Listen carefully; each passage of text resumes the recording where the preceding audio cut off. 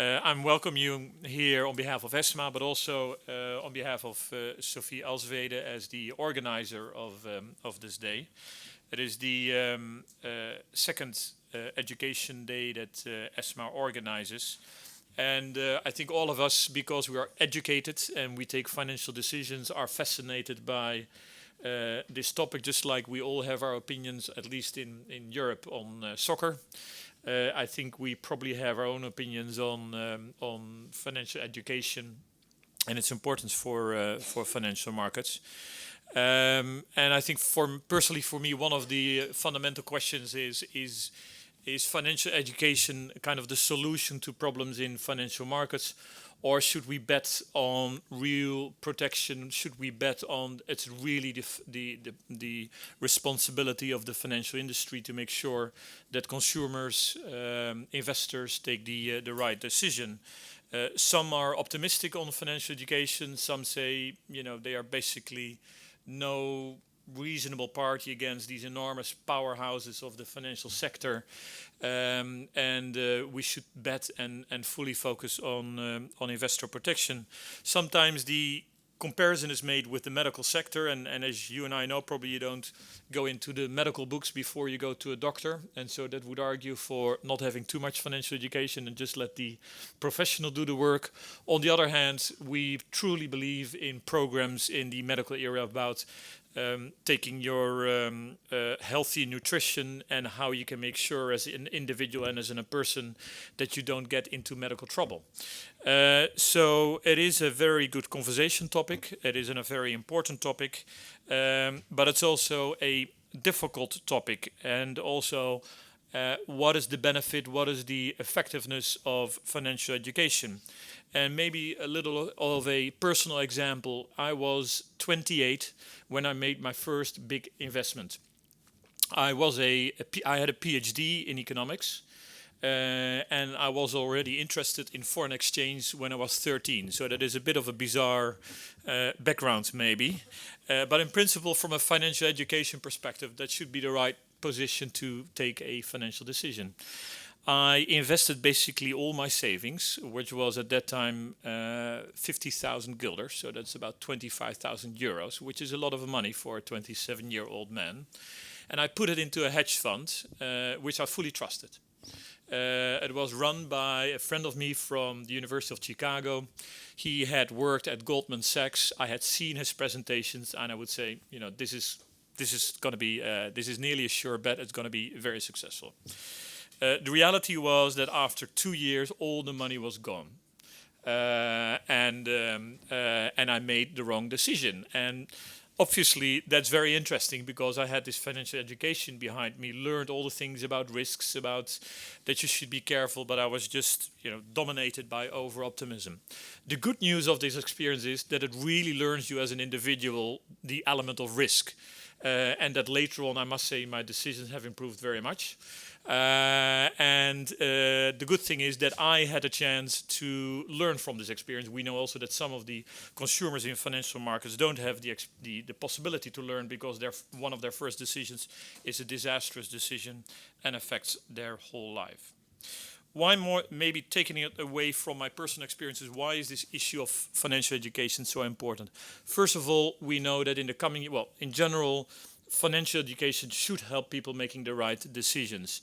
We know, for example, from evidence that people don't sufficiently invest in equity and that they lose returns by focusing too much on deposits. While if they take this long-term perspective, they should have benefits in terms of investing in equity. At the same time, we know that when they invest in equity, they make, again, sometimes the wrong decision, for example, by leaving the market when there's been just a big downturn and then stepping back in at a too late stage. The importance of this financial education is especially relevant in the current environment of reducing pensions, of taking more responsibility as an individual for your own financial future. And I think it's an important role for us as regulators, as educators, to think about the role we can play in financial education. Related to that is the element of trust. we need trust to make sure that financial markets function well. Trust is needed to make sure that consumers, retail investors participate in financial markets. If they don't trust financial markets, if they don't trust any market, they would not participate. And trust is essential to make sure that financial consumers participate in financial markets.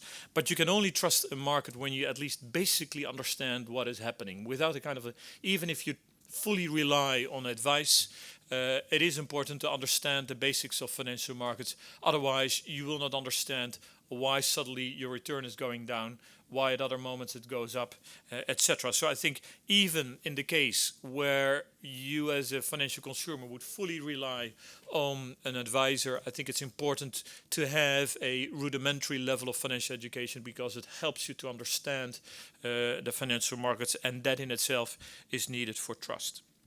Finally, on the subject matter, I know this area is very concerned about measuring the impact of financial education. It seems to be the possibilities to arrange financial education is very wide.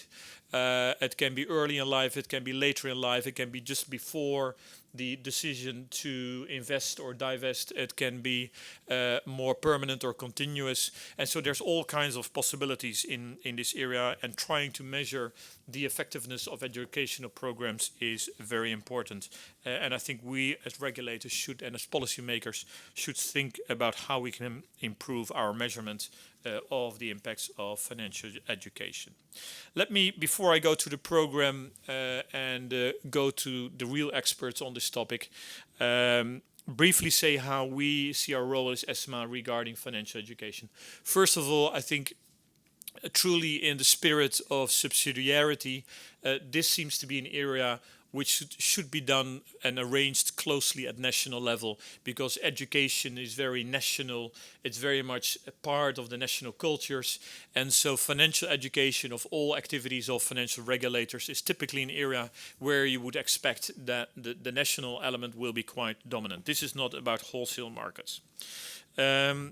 Taking that into account, we still see an important role for ESMA. First of all, I think we can be a clearinghouse for practices. We can make sure that if you have right and good national practices, or even bad examples, is that you can share it with your colleagues across Europe, and that other ones in Europe can learn from you. So that is the clearinghouse role. Related to that, of course, once we are a clearinghouse, you start to build up experience, you start to see practices which might be beneficial, and I think we can help as a regulator here in Paris with identification, together, of course, with the national regulators, of the good practices. Finally, and very importantly, like in all public policy measures, we should be thinking about how can we measure the impact of programs, how can we measure the impact of financial education, and the staff at ESMA is really very much involved in this issue of how can we look at measurement issues in financial education.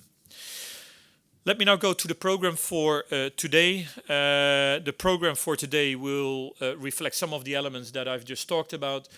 Some of it will be focusing on indeed what are what kind of instruments work in financial education, what should we do in financial education. That will be in the first part of the program.